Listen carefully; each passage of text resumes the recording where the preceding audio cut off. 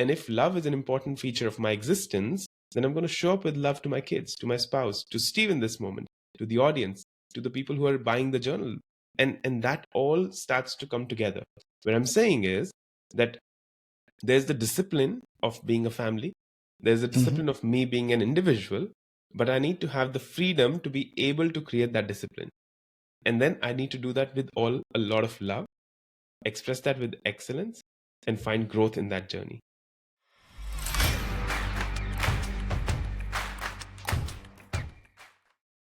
And welcome back to the Money, the Mindset, and the Mentoring podcast. We are super excited today. We've got Utkarsh here. He is from Ignited Neurons. And thanks so much for joining us on the show. We've got such a unified belief in what it takes to be successful. And I love what you've done with the journal that you put together to help people really have a way that they can express themselves, to go through some processes to really get in alignment with their vision and their goals. So thank you very much for joining us. Absolutely. Pleasure to be here, Steve. And as we were discussing just a while ago, I think it's all about the discipline and showing up. We get motivated to do a lot of beautiful things in life, from New Year resolutions in January to reflecting every quarter as to what we have to do, but we fail on those things. And I think you bring up the journal. The purpose of the journal is to build you a habit of reflecting on life every single day. You know how I feel about this? If all of us are in our businesses or our working jobs, we do our quarterly reviews, we have to do a performance management every year, but do we do anything about our life? And I think that's where we are lacking, because unless we really measure things about where we're going, what we're up to, we're not going to do anything about life. It'll be just like mechanics. You'll wake up, go to work, come back, watch Netflix, eat, sleep, repeat. And that's not a life that's worth living for. And so we have to make something larger than that. Yeah, I totally agree with that. And I think a lot of times mechanics get to be a focus on anything. I think, when we're talking to people about their businesses and that sort of thing, they start talking about systems and all these other things. And it's like, no, man, let's get to that level of principles. Correct. Because principles are senior to mechanics. Yeah. Just like what you said, is discipline is senior to motivation, because motivation can be fleeting. Motivation creates a little bit of an endorphin rush, where discipline gets the job done. And so let's talk a little bit about the principles when we look at your book and what you're covering in your journal. What are some of the key principles that you drive? We've talked a little bit about motivation being subordinate to discipline. What are some of the key elements that we're going to hit within and find within nuggets in the book? Perfect. So I'll do a quick reflection, Steve, of my journey, just to share with our viewers as to why this journal might be a good thing for them as well. And so 20 years ago, I started as a physical therapist back home in Delhi, India. I had 3 clinics, I had a fitness center, and life was going well. But after 6-7 years of doing that, I realized that I have a larger dream, and that dream is to touch lives globally. And if I stay on this path, I might not be able to do that. And so I started networking back in 2012 as to what else can I do. And at that point, my family was almost like against me as to, you've studied 6 years, you have a master in orthopedic physiotherapy, you've been running 3 clinics, and now you want to give it all up? And so they questioned me. But I had a very strong desire that I have to build something larger for my life than just a few clinics, than just people living in Delhi, India. And so to do that, I started networking, met a professor from Columbia Business School in New York, joined their team, spent 8 years building their leadership curriculum, from filming to editing, from sales, from operations, everything that I could get my hands on. I was like the entrepreneur. And then that taught me a lot. Those 8 years were, I think, the most transformative years of my growth journey. But when the pandemic came, I thought that I'll retire with that organization because I loved them so much. I'd seen them kind of grow up. But then when the pandemic came, I realized that I could have larger dreams. And maybe I'm restricting myself. And with a lot of pain, I let go of that job. Again, doing that in the middle of the pandemic was not the right thing to do. But I knew that if discipline is going to be there, if action is going to be there, I'm going to figure it out. And that's where we started Ignited Neurons, Steve. And the whole journey is, we're traversing a tightrope. Life's a tightrope. That's the metaphor I use for life.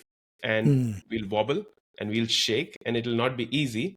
But if we keep focusing on the next step, we'll cross this tightrope really well. And to do that, what I want to kind of have our users take away, and the journal speaks largely about that, is build a life that's based on values. And so the 5 values that I've figured out for myself, Steve, are discipline, excellence, growth, freedom, and love. And if those values are being expressed in my daily life, then that to me is success. And so that's the large principle that I've built for myself and hopefully trying to build for others as well. So we talked, and I love that, and I think you're right that a lot of times people, what they do is they'll set their big lofty goals. I mean, I love the 10x rule book, and I think the 10x rule book is great for helping people really think in a bigger way. Yeah. But then what they don't do a lot of the times is build those connective tissues with the massive action. Grant talks about doing massive action, but I think the idea of actually doing it and taking those steps, one foot in front of the other to get there.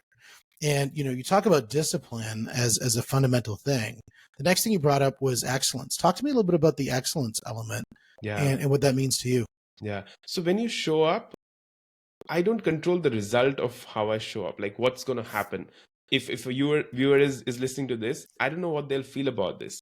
But what I can do is I can bring my best to this moment, Steve. And to me, that's excellence. Like, I'll not be happy if the journal is not looking good. I'll not be happy if a presentation I'm giving to a client is not worth it. I'll not be happy if a coaching conversation I'm completely distracted, thinking about something else. And so to me, bringing your excellent presence to that moment is very important. And that's where excellence plays a role in terms of being my value. Yeah, I like that. You certainly can't control how others respond to you. Correct. Or perceive you. I mean, I think you can certainly do a certain realm of just controlling you. And by controlling you, you definitely can exude a presence that people respond to. Absolutely. And I think if it's something that is of a high degree of excellence, they're going to respond generally in a favorably way. I mean, correct. Chances are somebody just might have a bad day and they're just going to respond in the way that they do. And it is what it is.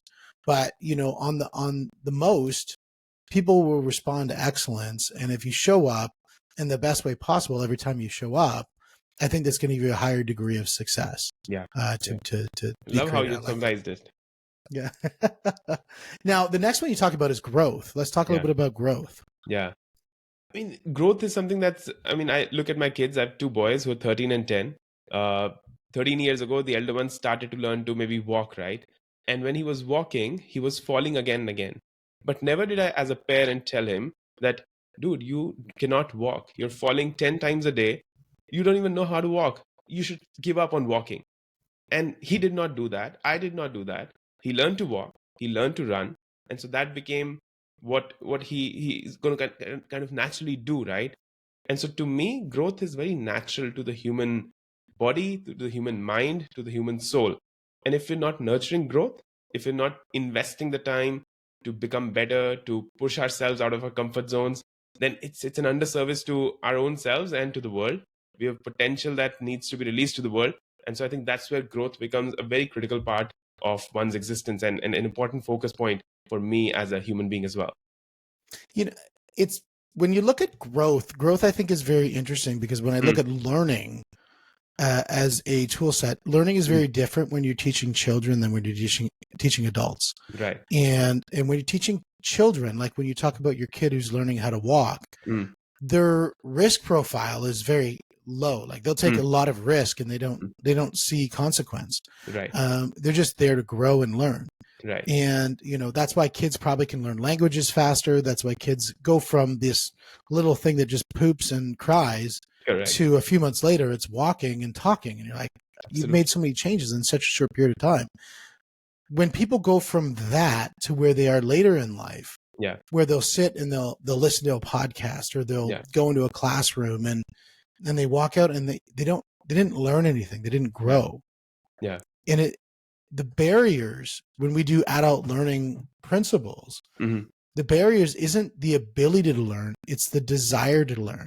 Correct. And it's not something that is, I think, present that they have this willful negligence to learn. It's something that they don't even recognize and they put up these barriers to learn. Yeah. What do you find that people in this situation can use as a tool set to put themselves into a growth mindset rather than a sort of a scarcity or complacent mindset? Correct. And you're absolutely right, Steve. It's the joy of learning that gets missed maybe during the school years or maybe during our uni years. I don't know where to put the blame on, but it's the joy of learning that we let go of. And that's why learning or to do something new becomes, see, we're reading, millions of books are produced every day. Podcasts are being released every day. There's enough information on YouTube and so on and so forth.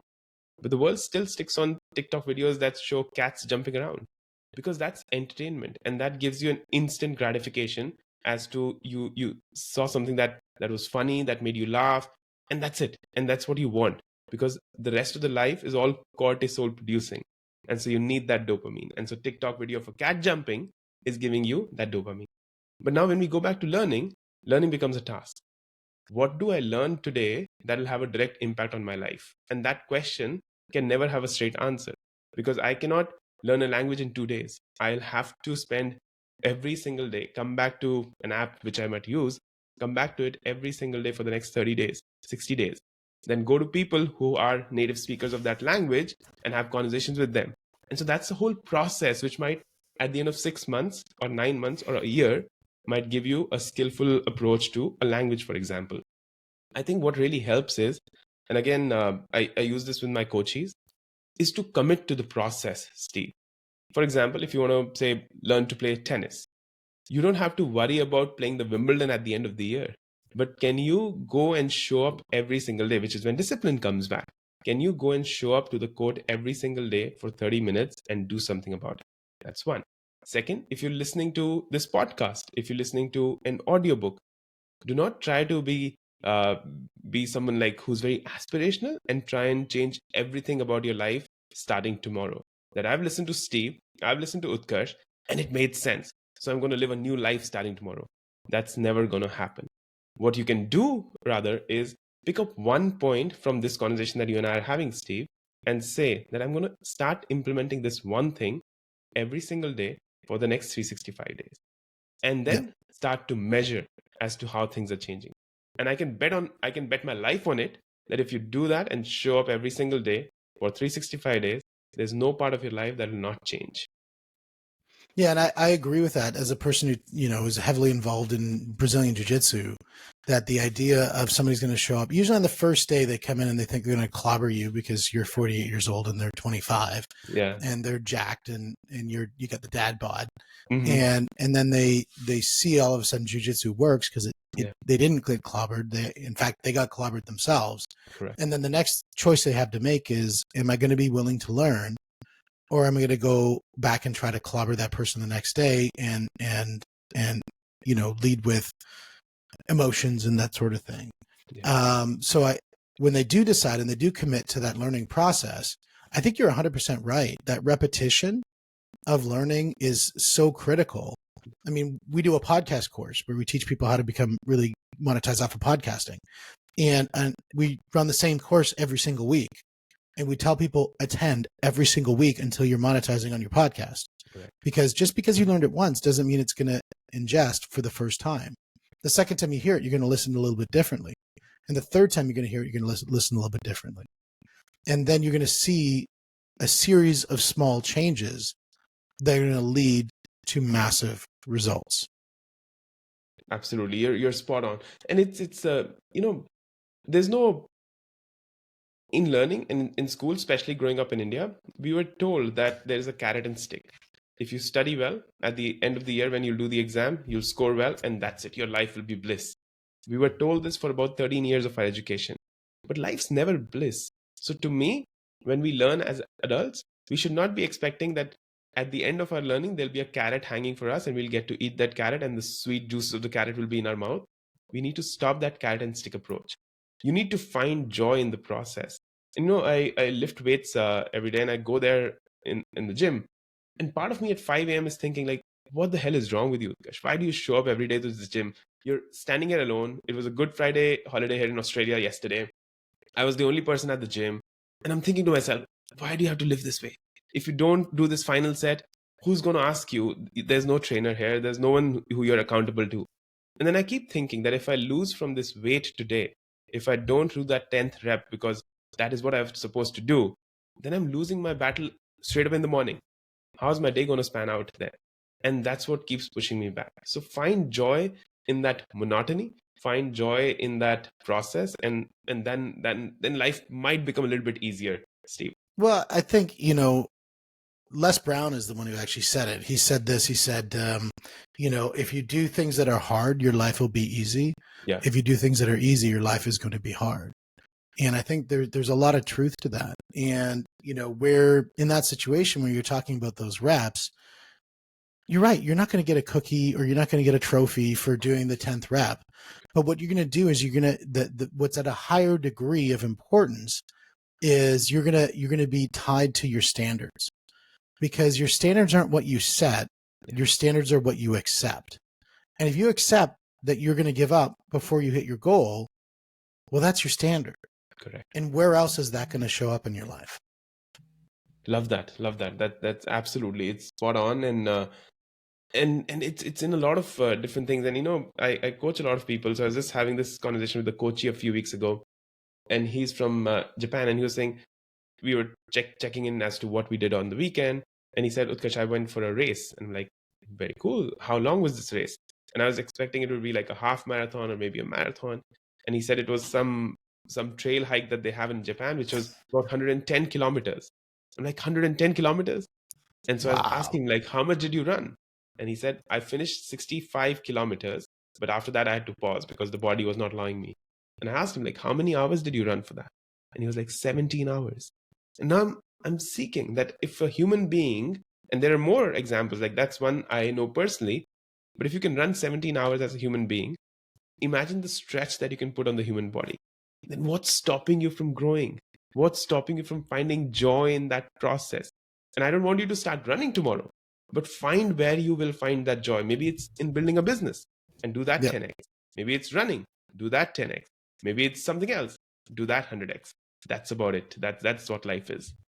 Well, I agree with that. I think if somebody is looking at their day, and Joe Rogan actually talks about this on his podcast. He talks about the difference between watching TV on a Sunday afternoon and watching TV on a Monday night.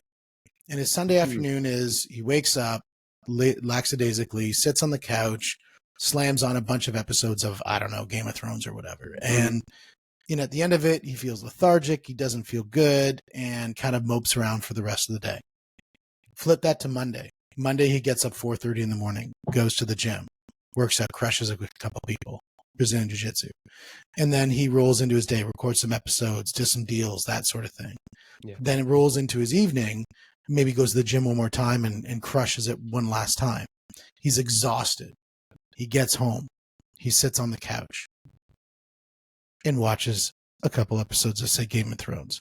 It's a very different experience when you've gone through achieving something, getting things done, being productive, earning the privilege of rest, than having unearned privilege of rest that you wake up in the day and nothing's done and you sit there. It's a whole different experience. Absolutely. And it's cascading above each other. And you're stacking those things and you're feeling productive. I mean, I'm a complete, and my family has a lot of challenge with that. I'm an extremist. Like for me, Netflix does not give me rest. And then no offense to Netflix and the content they're producing, it's amazing.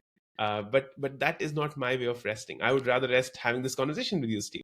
It's a Saturday morning for me. I'm enjoying this conversation with you, having a cup of coffee, sitting outside in the backyard, reading a book. That's my part of joy. So no offense to whoever enjoys Netflix, but I think differently about that. I think for me personally, my rest is going to the gym, and that's my active rest. Yeah. Going and doing a couple sessions of Muay Thai kickboxing, or going and doing a couple sessions of Brazilian Jiu-Jitsu. That's how I rest. And I know it was very frustrating for, some of my relationships in the past. My wife's very active, so it actually works really well, because I would go on vacation and, you go out and you go to sit on the beach and I'm going to go relax. And at about 3 minutes and 46 seconds, you're like, okay, I'm done with relaxing now. I got to go do something. Correct. And I think, to me, it's having that active mindset that you always, need to be pursuing something, whether it's beating my kids at a game of Munchkin, which is a fun little board game. That doesn't happen, but it is one of my goals. But they're always so good at it.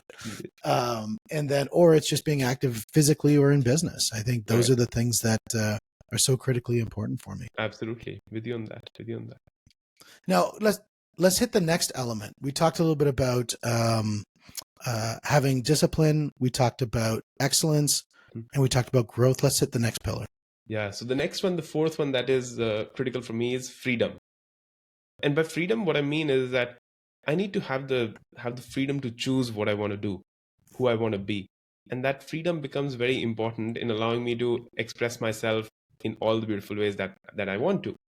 Now, sometimes freedom can be very misunderstood. For example, people feel that if you're in a job, you're not free. And if you give up that job and become an entrepreneur, then you will have freedom. Becoming a founder, becoming an entrepreneur is not freedom at all. The freedom that comes there is that you can choose to work the hours that you want, charge the rate that you want, and create the things that you want. But as a founder, you're always engaged with the work that you do because you're so passionate and energized about that work. And it does not happen for everyone, but for those who does, it gives them that joy. So that's where freedom becomes very important. My kids have a 2-week break starting today, so I can plan my calendar accordingly. I want to travel, I'll plan my calendar accordingly. That freedom to me is very important because we have this millennial term or Gen Z term, YOLO. You only live once. I feel we live every single day and we die only once.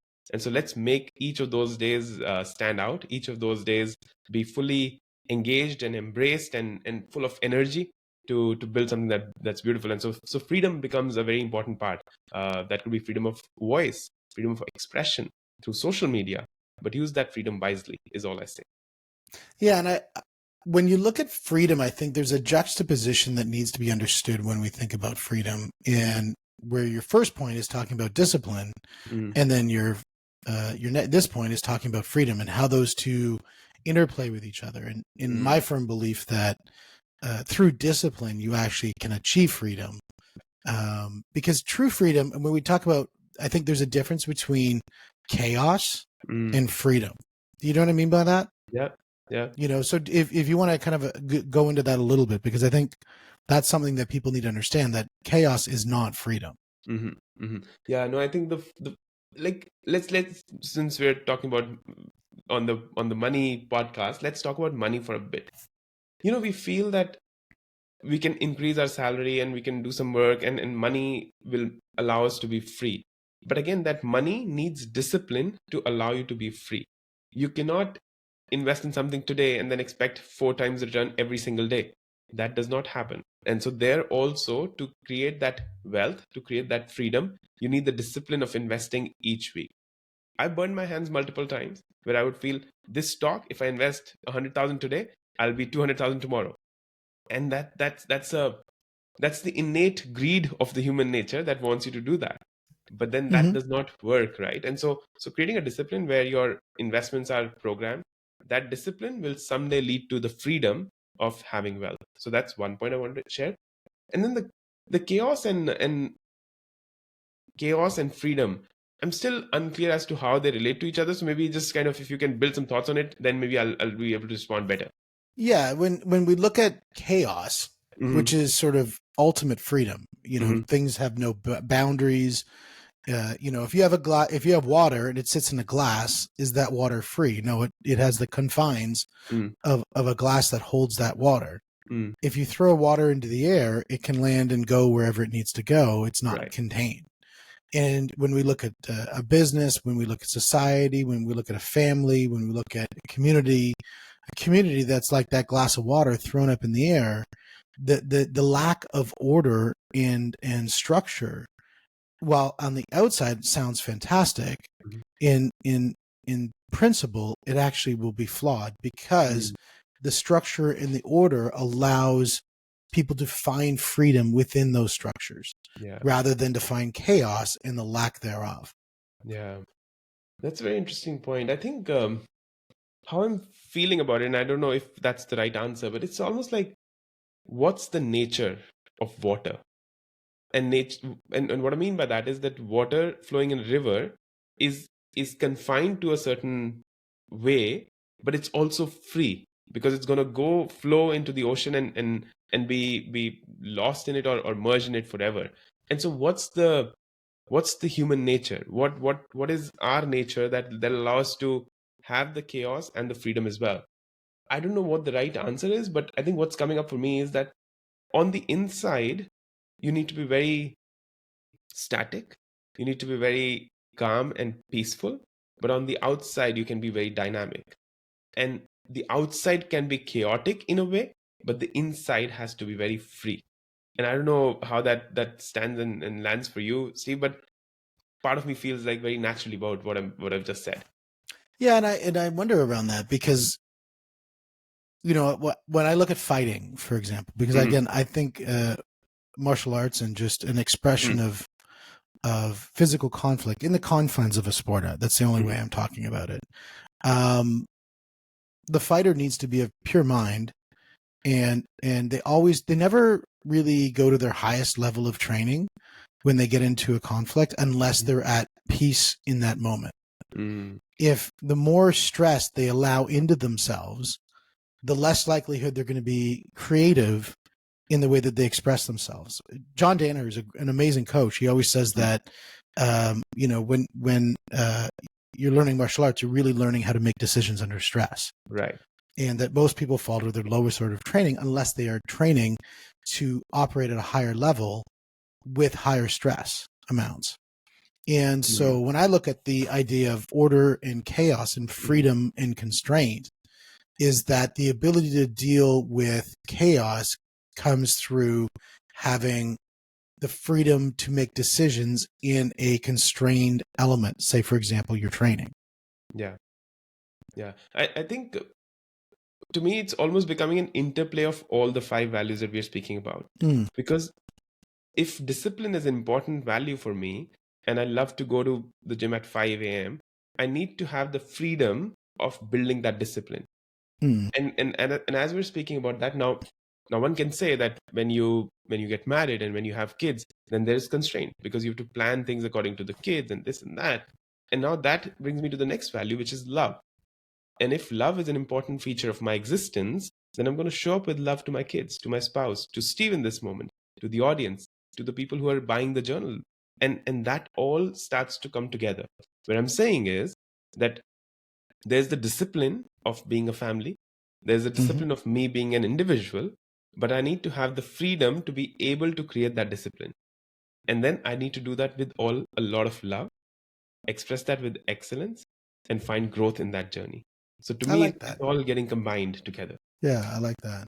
And I think, whether it's a love of a person or a love of a process or a love of Brazilian Jiu-Jitsu, I think having that love really gives you that ability to be able to connect everything together from your spiritual journey. I really do like that. I really do like that. Yeah. That's awesome, man. I am so excited for the journal that you have. It's on the ignitedneurons.me is the website, right? So that's one, but you can go directly to Amazon and search for Ignite Life Journal and you will find it. Amazon is the easiest way to buy it. Yeah, I like it. Yeah, you know what? This has been an absolutely amazing conversation and an absolutely amazing journey of just finding a complete alignment in a belief pattern. And I'm so excited for people to get to know you better and to get to know your book, your journal, and also to check out your TED Talk as well that you've released as well. So I think that's extremely important. Those links will be in the notes. And Utkarsh, it's been an absolutely amazing pleasure having you on the show. And thank you very much for joining and sharing with us today. Absolutely. It was a pleasure myself, Steve. And this just shows, I had thought of my values as individual values, but through this conversation that you and I had, they got unified in a very different and beautiful way. So I think I'm going to urge people to have these conversations, to reach out to people and to make sure that we don't let go of that human connection that we're able to build and learn from each other and build your own values, and look forward to many such conversations, Steve, with you and with the world beyond. Oh, yeah, I appreciate you, and I appreciate all of that, and I agree. I think connecting them all brings it all together. And thank you. Thanks and so everybody, guys, this is the Money, the Mindset, and the Mentoring podcast. We will see you on the next one.